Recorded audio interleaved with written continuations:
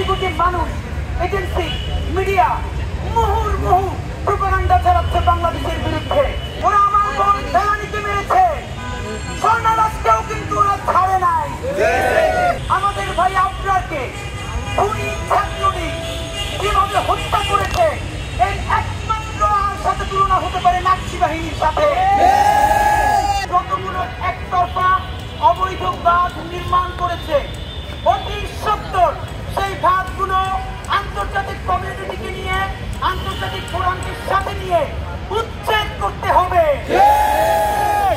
আমরা স্পষ্ট বলতে কি, আপনারা জানেন কত নির্লজ্জ হলে আমরা তিস্তা মহাপরিকল্পনা নিয়েছিল বাংলাদেশ সরকার, যার মাধ্যমে আমাদের উত্তরাঞ্চল বাঁচার একটি বড় পরিকল্পনা ছিল। যেই ভারত তিস্তায় বাঁধ নির্মাণ করেছে গতডোবায়, আমরা তার বিপরীতে নিজেদের অধিকারের জন্য একটা বাঁধ নির্মাণ করতে চেয়েছি। সেই বাঁধও নাকি ভারতকে নিয়ে নির্মাণ করতে হবে। লজ্জা!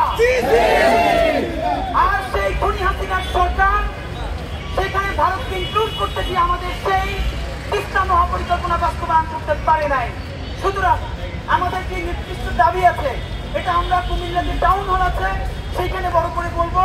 আমরা বিপির বাজার পর্যন্ত যাবো। শুধু সংক্ষেপে আপনাদেরকে এখন রোডম্যাপটা বলতে চাই।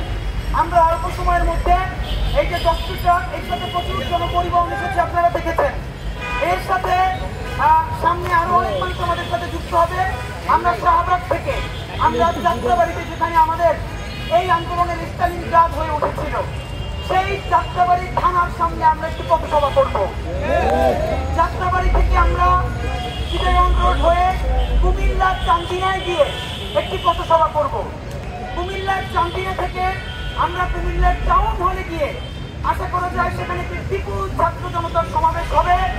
সেই সমাবেশের নাম দিয়েছি আমরা সার্বভৌম সমাবেশ।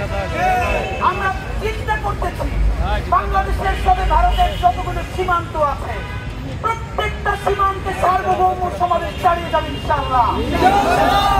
এই সার্বভৌম সমাবেশে হাজার হাজার মানুষ নিয়ে আমরা বিপির বাজার সীমান্ত অভিমুখে পদযাত্রা করব এবং সেখানে গিয়ে আপনারা বলতে পারেন যে বাংলাদেশের মানুষ তো আমাদের সাথে আছে। আপনাদের মাধ্যমে জানাতে চাই, শুধু বাংলাদেশের মানুষ না, আপনারা অবাক হবেন, টুইটার এবং সকল সামাজিক যোগাযোগ মাধ্যমে ঢুকলে ভারতের কোটি কোটি মানুষ, এজেন্সি, মিডিয়া মুহুর্মুহু প্রোপাগান্ডা চালাচ্ছে বাংলাদেশের বিরুদ্ধে। তারা সাম্প্রদায়িকতার মিথ্যে কথা ছড়াচ্ছে। আপনারা জানেন সাম্প্রদায়িকতার রাজনীতি করে আমার বোন স্বর্ণা দাসকে হত্যা করলো কারা? সুতরাং আমাদের দেশে কোন সংখ্যালঘু আর সংখ্যাগুরু নেই, সবাই আমরা বাংলাদেশের জনগণ। ওরা আমার বোন ফেলানীকে মেরেছে, স্বর্ণা দাসকেও কিন্তু ওরা ছাড়ে নাই।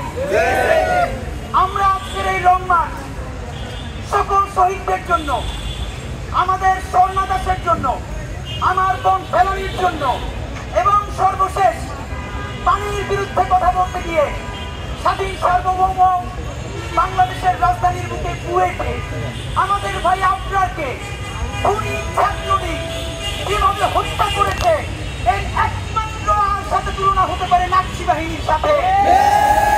সুতরাং এই পানির আন্দোলন, আগ্রাসন রুখে দেওয়ার আন্দোলন, সকল আন্দোলন আমরা আমাদের শহীদ আবরার, আমাদের শহীদ আবু সাইদ, আমাদের স্বর্ণা দাসের নামে উৎসর্গ